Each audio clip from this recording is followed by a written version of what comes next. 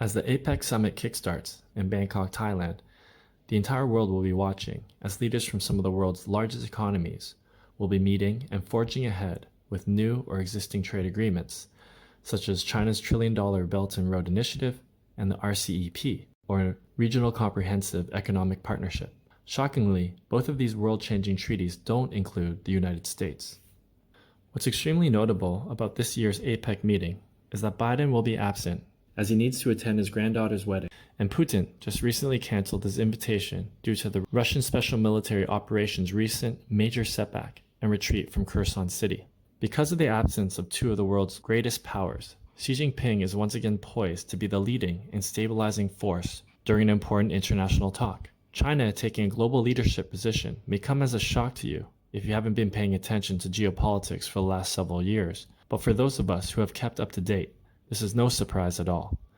This is because China, for the past 6 to 8 years, has already put shovels in the ground in building an earth-spanning trade network called the Belt and Road Initiative. And recently, China has been making steps with its BRICS partners in developing an alternative global currency, which will be backed by real assets like gold and other rare earth minerals. This would serve as an alternative to the US petrodollar, which is backed by nothing more than the US government's word. Finally, it's been reported that in the next month, Xi Jinping will have a private summit with Saudi Arabia's Crown Prince, Mohammed bin Salman, which could lead to the pricing of some oil sales in Chinese yuan, aka the renminbi.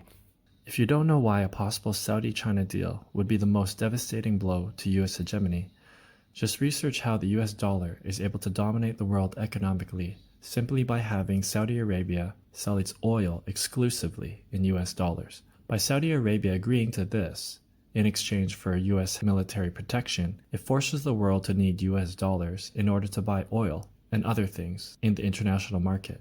The Saudi-US alliance effectively makes the USD the world's reserve currency, because every nation on earth is forced to trade real goods in exchange for American paper money. Even poor countries are forced to give its precious foodstuffs or resources to the US just so that it's able to obtain US dollars to buy oil, which is the lifeblood in any modern society.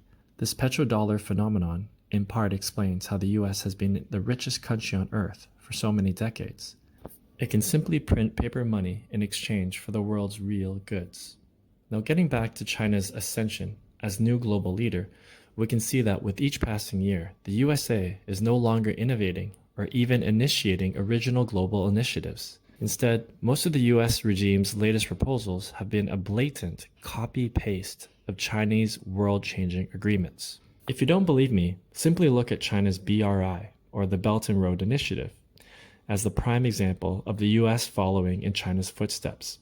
In 2014, China started its insanely ambitious plan of building a modern version of its Silk Road, which for 2,000 years linked the global economy through primitive land and sea routes, which were likely just haphazardly developed over millennia because of the world's demand for Chinese luxuries including silk, porcelain, and tea. The modern version of the Silk Road, the BRI, will be built on cutting-edge highways, bridges, tunnels, high-speed rail, and modern ports. Here's a quote from an article. Already, some estimates list the Belt and Road Initiative as one of the largest infrastructure and investment projects in history, covering more than 68 countries, including 65% of the world's population and 40% of the global gross domestic product as of 2017. By participating in the BRI, countries will see huge investments pour in, and most importantly, they'll have modern roads and rail on which their local businesses can use and flourish. Just like the Chinese miracle, which was built on mega infrastructure projects and public education, the rest of the world will likely benefit from this initiative in the same way. Now, you might think that the BRI in itself proves that China has become the world's leader, but the proof is in how the United States reacted to China's global proposal. Just in the last 2 years, the Biden administration has carbon copied China's peaceful initiative and created the American version called Build Back Better World, or B3W in short. By trying to do exactly what China is doing, the US hopes that it would then become the leader of future global trade and connectivity. The Build Back Better initiative, all part of the joint effort among the G7 partners to deliver high-quality, sustainable infrastructure.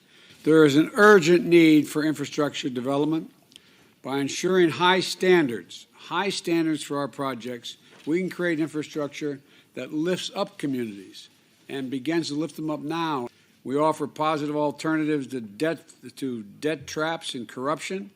And by insisting and responding to the needs of developing countries, rather than dictating projects from afar, we can deliver the greatest impact for those who need it the most.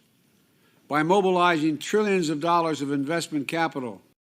The reason that China has such deep pockets in which it is able to invest an unheard of $1 trillion into this infrastructure building spree, it's because China has been developing its own infrastructure, as well as peaceful trade relations relentlessly for the past 4 decades. During the same time, the US capitalist regime has been bombing, cooing, and sanctioning relentlessly for the past 4 decades.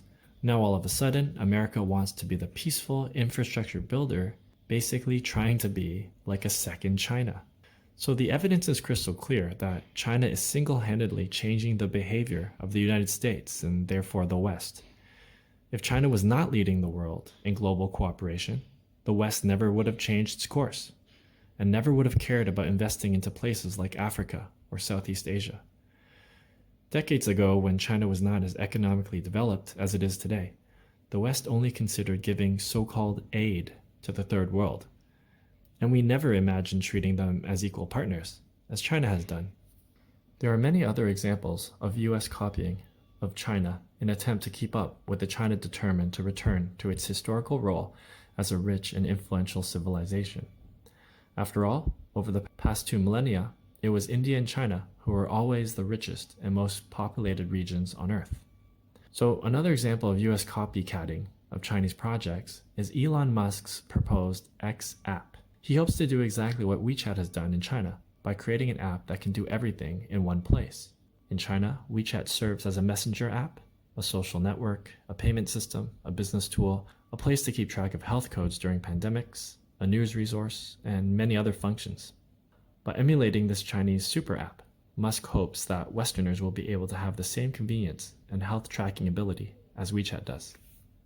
Now, moving more towards politics and domestic management, America and the West has abandoned its sacred commitment to free speech, and in my opinion has adopted China's approach to information management, aka censorship. Recently, many Western journalists have been arrested or exiled.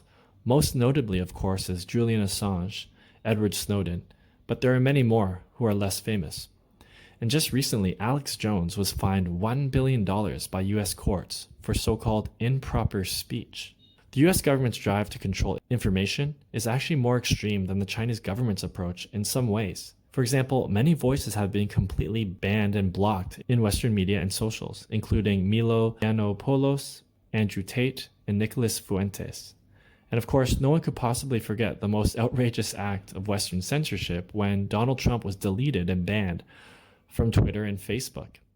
In order to retain global political dominance, the US government realizes that total free speech leads to chaos and fracturing of society. Liberals now in America applaud the government's censorship of the above-mentioned so-called right-wing radicals and so-called Trump extremists.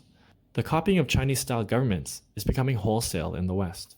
This is why I believe that China has already quietly become the world's new leader.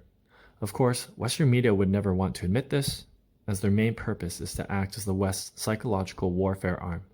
But I think a simple and honest look at the world's current geopolitical landscape reveals the truth. I'm feeling good, good, good, good, good. I'm feeling good, good. Yeah, yeah. 爱你没睡，爱我憔悴，爱你的头颅被我看透，但我只想和你追。爱天天约会，爱看着你腿，爱不是我太肮脏，是这画面太美。